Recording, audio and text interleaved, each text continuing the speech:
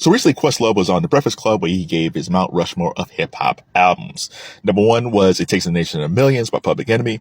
Number two, 3 Feet High and Rising by De La Soul. Number three, Enter the 36 Chambers by Wu-Tang Clan. And number four, Midnight Marauders by a Tribe Called Quest.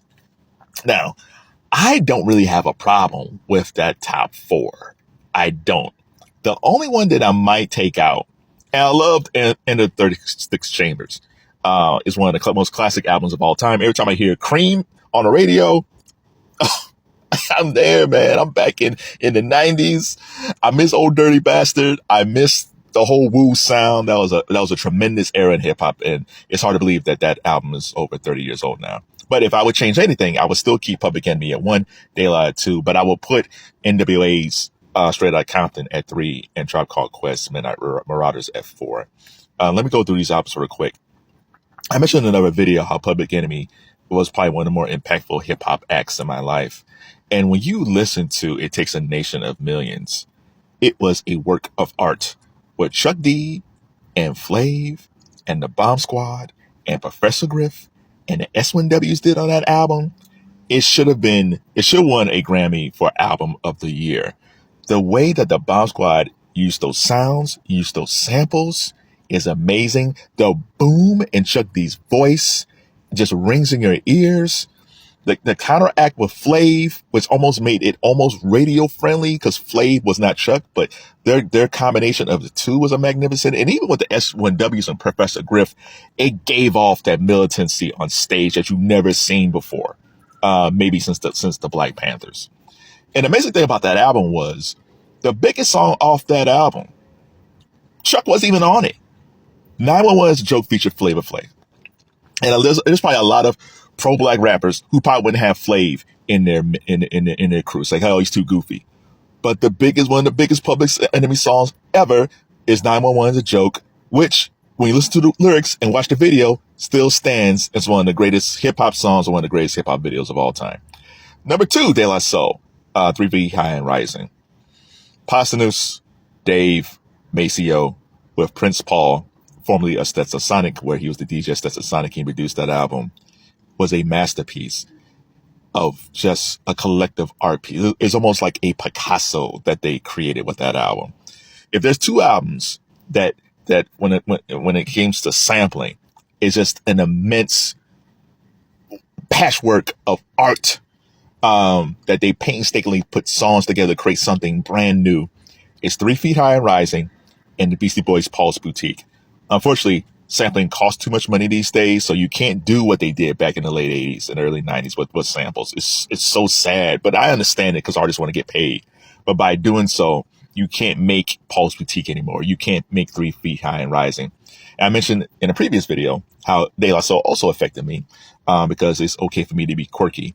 But I just loved it. Me, myself, and there's no way you can just not listen to that song. It's just, it's Parliament Funkadelic's Knee Deep that they sample. I love those guys. Rest in peace, Dave. And the fact that one thing I always loved about them is that they never changed. They had their own style, their own sound. Even when New Jack's swing was just going hard, they never changed their sound. And the amazing thing about 3 Feet High and Rising was those guys were 18 years old when that album came out. 18 years old when De La Soul came out, which is just amazing that those guys were basically my age when they made that album. It's one of the best hip hop albums ever. And I love that album till this day. I swapped out Wu-Tang Clan for NWA's Straight Outta Compton.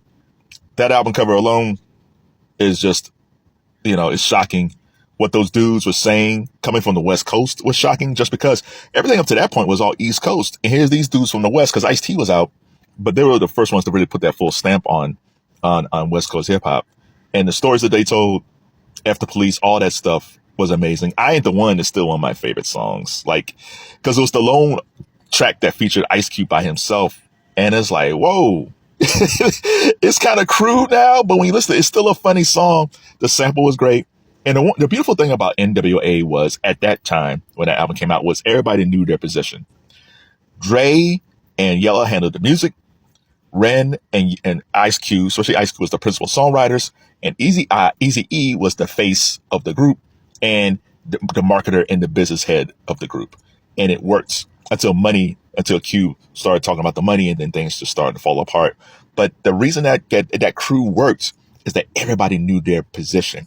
And the amazing thing about that album is Dre had put out Eazy's debut album first. So when NWA came out, you already had the Eazy album as a debut, and you figure, okay, well, Eazy got another album. He's with this group NWA, and one was going to be like. So Eazy was a great introduction. That album that he did, it was wonderful because Eazy had the street side, the dirty side, and the radio side. So he was already thinking about getting played on the radio. But that Straight Outta Compton album, Express Yourself, F the Police, just everything about that album. Sonically, it was just a great album.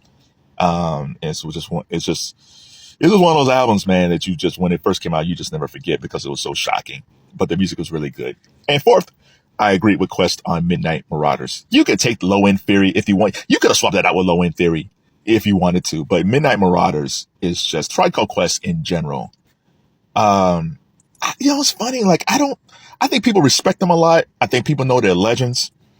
But man, if you look at their albums, People's Instinctive Travels, then Low End Theory, then Midnight Marauders, they got better on each album. The only group that was like comparable to that in that time period was probably EPMD. When EPMD put out their first 3 albums, I don't know if each album got better, but their albums were just so consistently good. But the thing about Tribe was every album got better.